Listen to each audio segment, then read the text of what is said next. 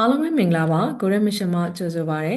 ဒီဗီဒီယိုလေးမှာတော့တာဖောင်ကိုအသုံးပြုပြီးတော့တစ်ခုခုကိုလမ်းညွှန်ပြီးတော့ပြောပြခြင်းတဲ့အခါမျိုးမှာတစ်ခုခုကိုရှေ့ကနေဥဆောင်ပြီးတော့သင်ကြားပြသခြင်းတဲ့အခါမျိုးမှာအသုံးပြုလို့ရမယ်တာတိုရီနီဆိုတဲ့ grammar pattern လေးကိုရှင်းပြပေးသွားမှာဖြစ်ပါတယ်တစ်ခုခုကိုကျောင်းသူကျောင်းသားတွေကိုပြောပြတဲ့အခါမျိုးမှာပဲဖြစ်ဖြစ်ဒီရှေ့မှာဆရာတွေကကိမုံဖုံနီးစသဖြင့်ပေါ့နော်ဟင်းချက်နီးအဲ့လိုမျိုးတွေနီးလန်းတွေကိုပြောပြတဲ့အခါမှာပဲဖြစ်ဖြစ်အဲ့တော့အခုပြောပြသလိုလိုက်လုပ်ပါအခုလှုပ်ပြသလိုလိုက်လုပ်ပါဆိုတဲ့ပုံစံမျိုးတွေမှာအသုံးပြုလေးရှိပါတယ်အဲ့တော့ဝတရှိကအီတာတိုရီနီကျွန်တော်ပြောတဲ့အတိုင်းဒီရတဲ့ခရာဆိုင်ကျွန်တော်ပြောတဲ့အတိုင်းလုပ်ပါ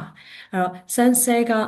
ဒီယတတိုရီနီဆန်းဆဲလုပ်ပြတဲ့အတိုင်းကိုရတဲ့ခရာဆိုင်လိုက်လုပ်ပါစသဖြင့်အဲ့ဒီလိုနေရာမျိုးတွေမှာအသုံးပြုလို့ရပါတယ်အမေစီကတင်ထားတဲ့အတိုင်းချက်လိုက်တာပါအဲ့တော့ဟင်းချက်တဲ့အခါမှာအဲ့တော့TV မှာပြထားတဲ့အတိုင်းပေါ့နော် TV ကအစီအစဉ်မှာကြည်ထားတဲ့အတိုင်းစသဖြင့်အဲ့လိုပုံစံမျိုးနဲ့လည်းအသုံးပြုလို့ရပါတယ်အဲ့တော့အမေစီကတင်ယူထားတဲ့အတိုင်းပေါ့နော်အမေပြောသလိုလိုက်မှတ်ထားပြီးတော့အခါကြတော့မှဒီဟင်းကိုချက်လိုက်တာပါအဲ့လိုမျိုးပြောတဲ့အခါမှာဆိုလို့ရှိရင်ဟာဟာနိနာရတတခိပေါ့နော်အဲ့တော့အမေစီက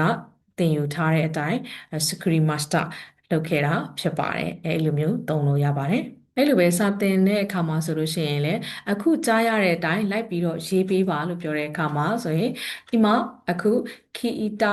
တိုရီနီအဲ့တော့ခိုက်တဲ့ဆိုတာဆိုင်အခုကြားရတဲ့အတိုင်းလိုက်ပြီးတော့ရေးပေးပါဆိုပြီးတော့အဲ့လိုမျိုးပြောလို့ရပါတယ်ဒါကြောင့်မလို့ရှေ့မှာဒီစာသင်ကြားရတဲ့အခါမှာပဲဖြစ်ဖြစ်ကိုယ်တိုင်နီးလန်းတစ်ခုကိုပြသရတဲ့အခါမှာပဲဖြစ်ဖြစ်အလွန်အသုံးဝင်တဲ့ grammar pattern လေးဖြစ်တဲ့တတိုရီနီကို